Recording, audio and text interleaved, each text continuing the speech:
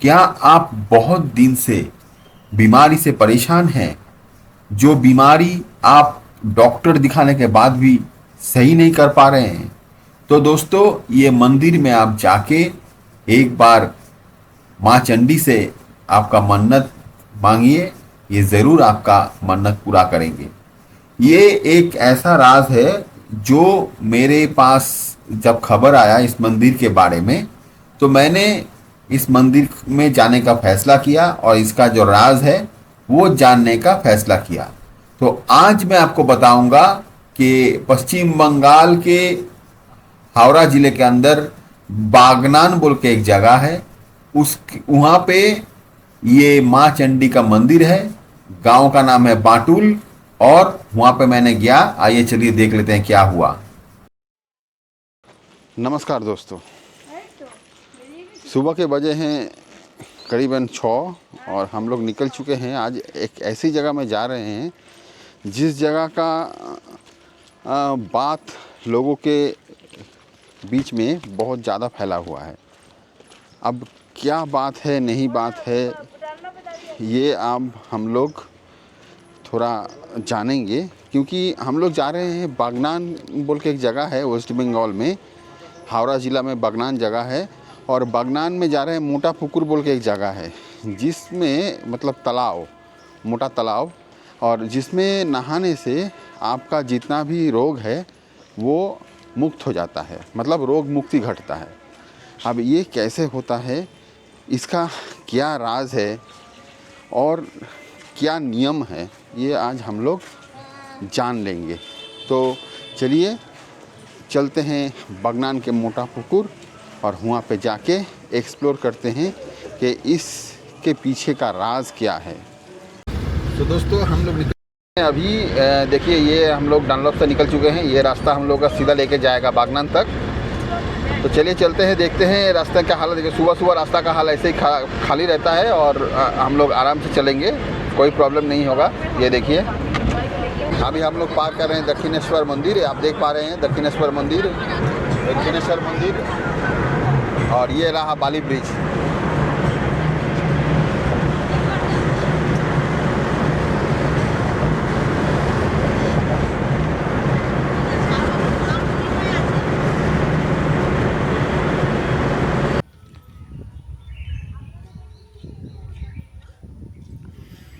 तो दोस्तों हम लोग पहुंच गए हैं।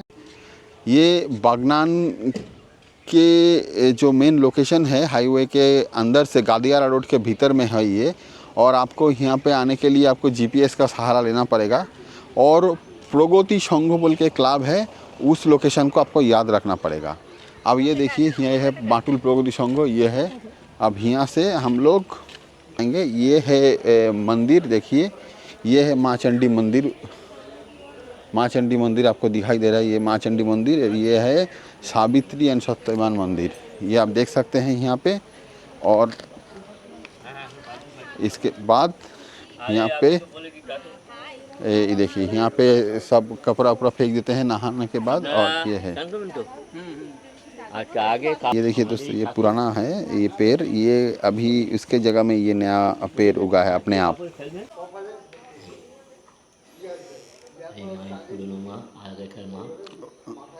ওনাকে পুকুর থেকে পাওয়া গিয়েছিল, তাই তো? दोस्तों ये देख रहे हैं, ये जो माँ चंडी है उनको पहले तालाब से उनको उठाया गया था और ये नया मूर्ति जो है ये प्रतिष्ठा किया गया है। और इनके पास ही सब मन्नत पूरा होता है नहाने के बाद। यहाँ पे এই মন্দিরটা কত বছর পুরনো? এই এই আপনার বছর 4 হয়েছে। 4 বছর হয়েছে।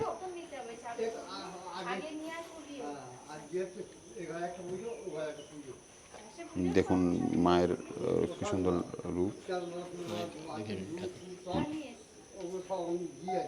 ये है आपका मंदिर का फ़ोन नंबर। आप यहाँ आके या अगर आप आने में कोई दिक्कत होता है तो फ़ोन करके आप पूछ सकते हैं, आपको डायरेक्शन बताया जाएगा। और क्या क्या लगेगा, देखिए तेल लगता है, हल्दी लगता है, और उसके साथ साथ और भी कुछ पूजा का सामग्री लगता है। मैं आपको दिखाऊंगा क्या क्या लगता है और कैसे इसको काम करना है। जैसे नीचे लिखा हुआ है, देखिए यहाँ पे नीचे लिखा हुआ है तेल मतलब सरसों का तेल, हल्दी, उसके बाद सिंदूर, मोमबत्ती, फिर दिया धूप या फूल माला जो है, और आप जो फल आदि देना चाहते हैं ये सब। और साथ ही साथ आपको क्या देना है, आपको आपका शरीर का जो रोग है उसको मुक्ति के लिए माँ के पास प्रार्थना करना है। और अगर आपका रोग मुक्ति हो जाता है बहुत जल्दी या कुछ दिन बाद, ये तो होगा ही आपका, कुछ दिन बाद अगर हो जाता है तो आप यहाँ आके माँ के पास कद्दू या जो भी है मिठाई फल इत्यादि से आप पूजा कर सकते हैं। तो ये है मंदिर, ये रहा मंदिर और ये रहा तालाब। तो हम लोग ये आज आए हैं देखने कि इसका जो हकीकत है ये रियल है कि नहीं, लेकिन आज मैंने देखा कि यहाँ पे रियल है और आपको भी ये एक बार आना चाहिए। देखिए, विश्वास अगर आप करते हैं तो विश्वास में ही सब कुछ मिलता है आपको।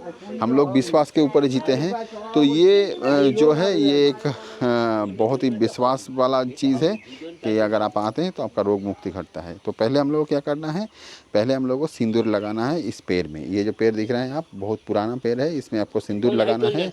उसके बाद तेल हल्दी के साथ सर्व औषधि या महौषधि मिला के इस पैर पे लगाना है। उसके बाद अपना शरीर में लगाना है। लेकिन एक बात दोस्तों, शरीर में लगाना है लेकिन पैर में मत नहीं लगाना है, किसी भी हालत में पैर में नहीं लगेगा। ये है दोस्तों सावित्री और सत्यवान मंदिर। आप देख सकते हैं अंदर में कितना बढ़िया मूर्ति है, बहुत पुरानी मूर्ति है। ये देखिए, ये है सावित्री और सत्यवान जी। इन लोगों को प्रणाम करते हुए हम लोग आगे बढ़ेंगे। ये इतना अच्छा नज़ारा है यहाँ का, देखिए पूरा तालाब पेड़ों से घिरा हुआ है और ये जो इसमें मछली भी थोड़ा बहुत है दिख रहा है। और इतना अच्छा यहाँ का एटमॉस्फेयर है, बहुत बढ़िया है। और ये नहाने के लिए अच्छा खासा एकदम स्टेयर्स बनाए हुए हैं, आप आराम से नहा सकते हैं।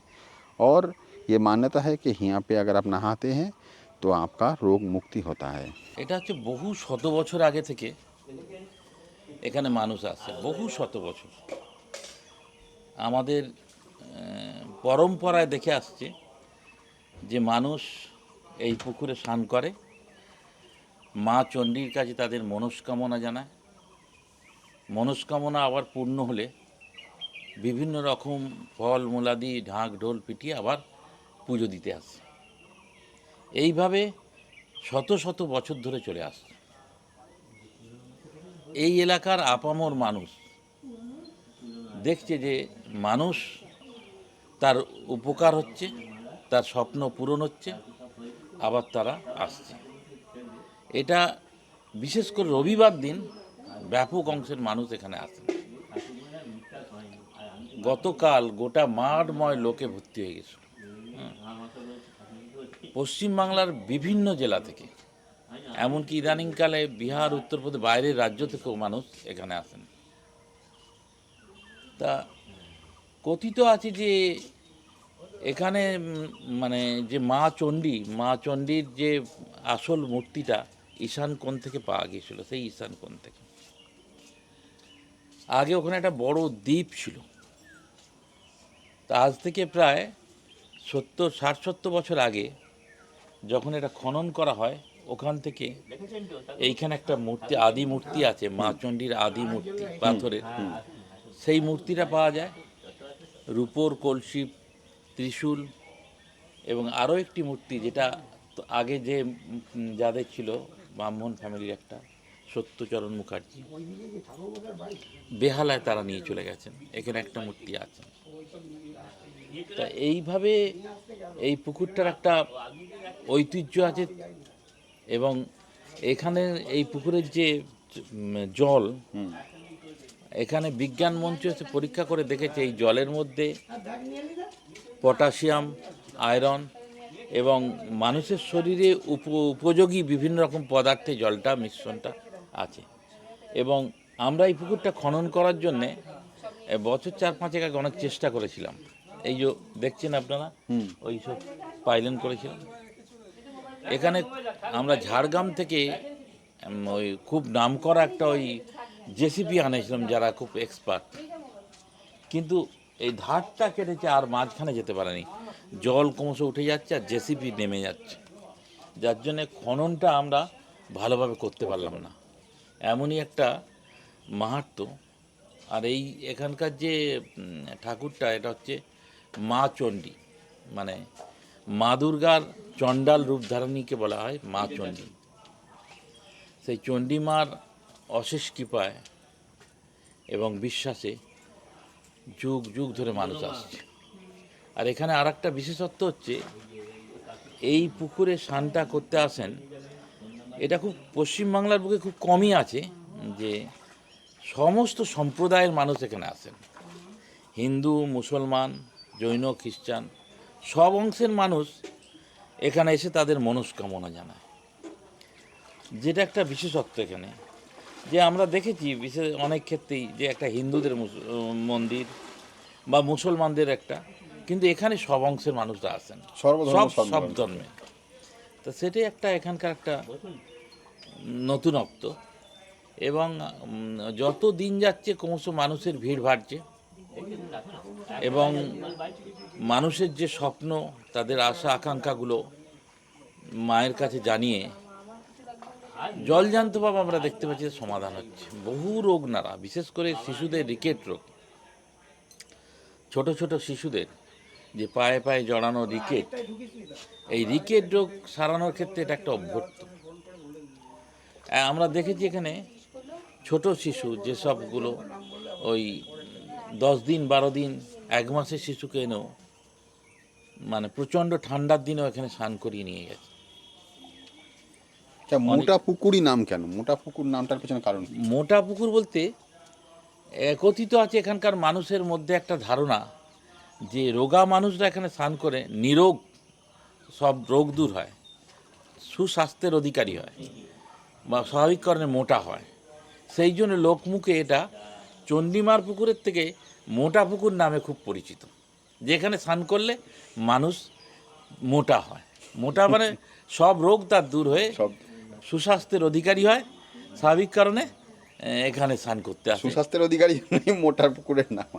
ওই জন্যে এটার নাম মোটা পুকুর হিসাবেই বহু বছর আগে থেকেই মোটা পুকুর হিসাবেই স্বীকৃতি। আচ্ছা, এখানে স্নানের কোনো বিশেষ দিন আছে যে পূর্ণিমাতে বা অমাবস্যাতে এরকম কোনো?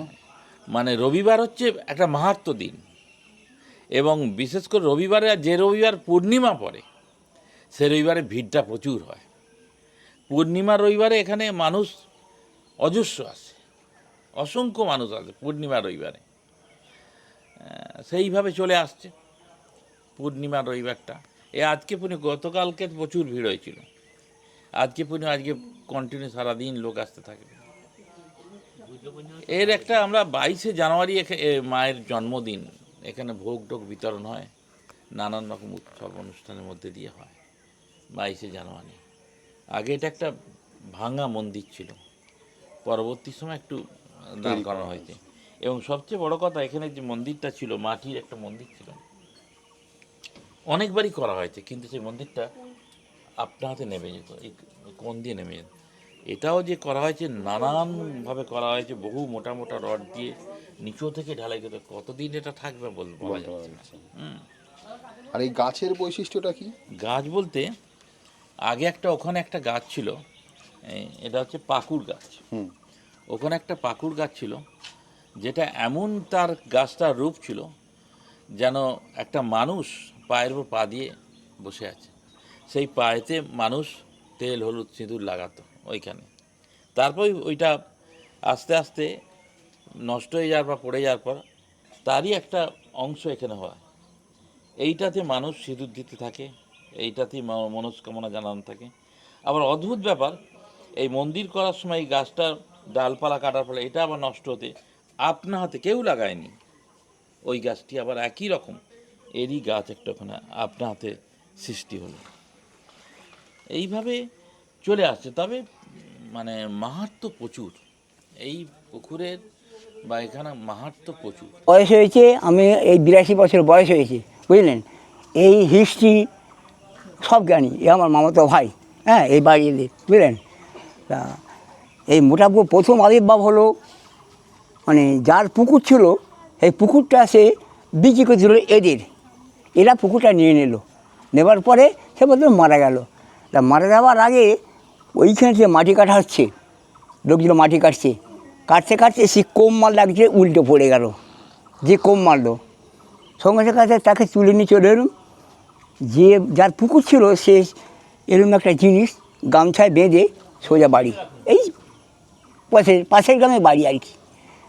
এবার সেখান থেকে আমি জিজ্ঞেস করলাম, বলে তোকে পরে বলো তোমায়, আমাকে বলে পরে বলবো, বলে আমার কিছু বললো না। ও কী করলো, সেইটাকে নিয়ে গামছায় বেঁধে বাড়িতে নিয়ে গেলো, তারপরে এইখানে রাখলো। হ্যাঁ, এই ঘরটা এরা সব তৈরি করলো, মন্দির প্রতিষ্ঠা করলো, সব কিছু করলো, বহু লোক খেলো এখানে, যে অনেক লোক এসেছিলো। হ্যাঁ, প্রতি বছরই হয় আমাদের মন্দির প্রতিষ্ঠা হয় এবং লোকজন খাওয়ানো হয়। যাই হোক, যে কম বেড়েছিল সে তারপরে মারা গেল। এবং আমার দিদিমা ঠাকুমার মুখে শোনা, আপনি খুব গরিব মানুষ, খুব গরিব মানুষ, মেয়ের বিয়ে দেবেন, কিছু পাচ্ছেন না, কী করবেন? তখন মাকে জানিয়ে গেল, মা আমি মেয়ের বিয়ে দেবো, আমার তো দেওয়ার মতো কিছু নেই, আমাকে কিছু দাও মা। হ্যাঁ, বলে মায়ের কাছে এসে হাত জোড় করে প্রণাম করে মাকে জানিয়ে গেল। সকালে উঠে দেখে সাজানো আছে। বিশ্বাস করবেন? সত্যি অবিশ্বাস্য। বিশ্বাস করবেন না শুনে, যে এই কী বলছে, গল্প কথা নাকি? বিরাট হিস্ট্রি এর মা চণ্ডীর। তারপরে আমি এদিকে বললুম যে দেখ, এভাবে ঠাকুরকে তো ফাঁকা জায়গা ফেলাকা যাবে না। বলে না দাদা, আগে মন্দির করি। বলছে এরা মন্দির তৈরি করলো, মন্দির তৈরি করে তারপরে ঠাকুরকে এখানে নিয়ে এলো, ওখান থেকে নিয়ে এলো, নিয়ে এসে ঠাকুরের মূর্তি তৈরি হলো, করে হলো, অনুষ্ঠান হয়ে গেলো। এবার শুনুন, আমার নিজের হিস্ট্রি বই একটা কথা বলছি আপনাকে, বলা উচিত নয়। আমি ওখানে যাচ্ছি, সবটা দেখছি। এই যে মায়ের মূর্তি দেখছেন, মূর্তি দেখেছেন তো, ওই মূর্তি। আমাকে বলছে কোথায় গেছিলি? আমি মা আমি এদিকে গিয়েছিলাম, চুলা খেলবো আয়। আমি মা এখন কী খেলবো, ঘুমের ঘরে হচ্ছে এটা। আর মা এখন কী খেলবো? না রিনিঝিনি খেলবো। শুনুন, তাহলে না মা আমার ভালো লাগছে, এবার আয় না খেলবো, হয় না রিনিঝিনি খেলবো, মানে লুকোচুরি খেলবে আর কি আমার সাথে। একদম মা আমাকে স্পষ্ট দেখা দিয়ে বলে দিল। বিশ্বাস করবেন? এই সেদিনের কথা, মন্দির হবার পরে, এই মন্দির হবার পরে এই বিশাল। তবে আপনারা এসেছেন মায়ের কাছে, যেটুকু আপনার মনস্কামনা মায়ের কাছে জানিয়ে যান, মা আপনার আশা পূর্ণ করে দেবে। ধরুন আপনার কোনো মেয়ের বিয়ে হচ্ছে না, হ্যাঁ, কি কোনো বাচ্চা ছেলে সে শরীর রোগা, মোটা ফোটা হচ্ছে না, মায়ের কাছে জানিয়ে যান। আর কী করবেন, মানসিক একটা কুমড়ো মানসিক করবেন, চাল কুমড়ো 6 বছর পর দিয়ে যাবেন। আর এখানে কোনো মানসিক নেই। আর আপনাকে এখানে একটা পয়সা কেউ চাইবে না যে আপনি 10 টাকা দিয়ে যান, বন্ধ। নিজের খুশি মতন যে যেরকম আপনি দেবেন দেবেন, আপনার খুশি, না দেবেন আর ওইখানে বাক্স বসানো আছে, ইচ্ছায় দেবেন, না ইচ্ছায় না দেবেন। জোর করে আপনাকে বলবেন আপনাকে 100 টাকা দিতে হবে, 50 টাকা দিতে হবে, কারো ক্ষমতা নেই, বুঝলেন? মায়ের এটাই আছে, চলবে না ওসব। तो दोस्तों आपने सुना, यहाँ के जो लोकल लोग हैं, जिन लोगों का ये तालाब है, उनसे मैंने बात किया। एक नहीं, दो आदमी से मैंने बात किया, और भी ढेर सारे वहाँ पे बुजुर्ग बैठे हुए थे। तो सब मिलके जो बताया कि ये जो तालाब है, इसमें आने के बाद आपका रोग मुक्ति होता है, बच्चों का जो रिकेट रोग है वो सही हो जाता है, और साथ ही साथ अगर आपका कोई भी रोग है या कोई भी मानसिक तनाव है, आप आके यहाँ पे डुबकी लगाइए। साथ ही साथ माँ चंडी को अपना जो प्रॉब्लम है वो बताइए, माँ चंडी आपका ये प्रॉब्लम ज़रूर सॉल्व करेंगे। और जब प्रॉब्लम सॉल्व हो जाएगा तब आके इनके पास फिर आपको पूजा देना है। तो दोस्तों आज के लिए इतना ही, मिलता हूँ ऐसे ही नया मज़ेदार वीडियो लेके। तब तक के लिए जय हिंद, वंदे मातरम।